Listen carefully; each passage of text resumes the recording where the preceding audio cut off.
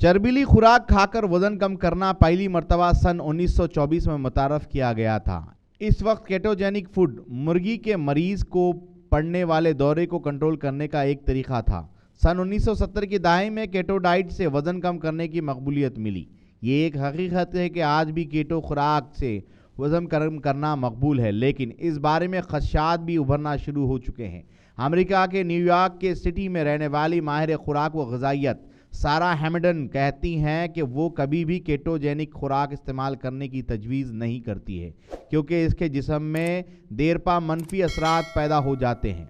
वो ketogenic food से सेहत को लाक होने वाले ख़तरात को मुफीद ख्याल नहीं करती। इनका कहना है कि केटो फूड से जिगर के साथ साथ गुर्दे भी मुतासिर हो सकते हैं।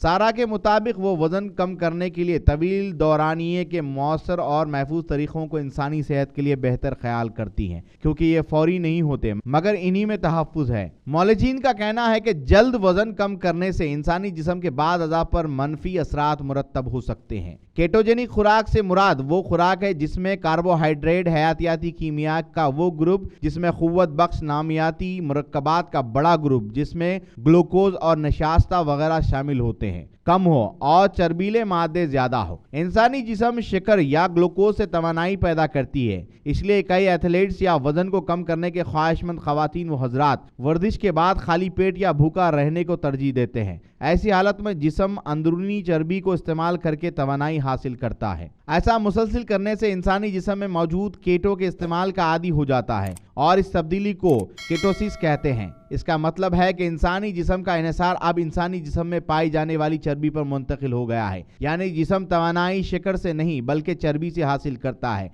केटोसिस का अमल 2 से 4 दिनों में शुरू हो जाता है। केटोजेनिक खुराक से मुराद ये भी है कि बदन में कार्बोहाइड्रेट रखने वाले खुराक सिर्फ 50 ग्राम तक महदूद कर दी जाए। 50 ग्राम से जिस्म को सिर्फ 10 कैलोरीज मिलती है और बकिया 90% कैलोरीज प्रोटीन और फैट पर चर्बी से हासिल की जाती है। दूसरी जानिब माहिरीन ग़िज़ाइयत नौजवानों को 250 से 350 ग्राम कार्बोहाइड्रेट जज़ब करने को सेहतमंद ख्याल करते हैं। इतनी कार्बोहाइड्रेट्स एक केले और 1 कप उबले चावलों में होती है। ये इंसानी जिस्म में 45 से 60% कैलोरीज के मसावी है। इससे ज्यादा कार्बोहाइड्रेट्स मोटापे का बायस बनते हैं और जिस्म के अंदरूनी बाफ्तों में पहले से मौजूद केटोन्स को जलाना बंद कर देते हैं। यह दुरुस्त है कि केटोजेनिक फूड वजन कम करने में मददगार होती है और इससे खून में मौजूद शक्कर की सतह कम हो जाती है। इस तनाजुर में यह ज़ियादतीस के मरीजों के लिए भी मुफीद होती है। तवानाई हासिल करने के लिए शक्कर से चर्बी की जानिब मुंतकिली से फ्लू की कैफियत भी पैदा हो जाती है और इस केटो फ्लू कहते हैं। इस दौरान सरदर्द, मतली और थकावट भी महसूस की जाती है। केटो फ्लू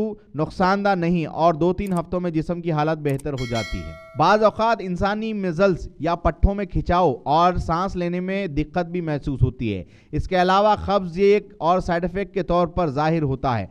बाज़ मेडिकल रिसर्च से ज़ाहिर हुआ है कि केटोजेनिक खुराक खून में कोलेस्ट्रॉल की ज़्यादती का बायस बनती है। इसके अलावा जिस्म में सोजिश पैदा करने के इम्कान को बढ़ा देता है।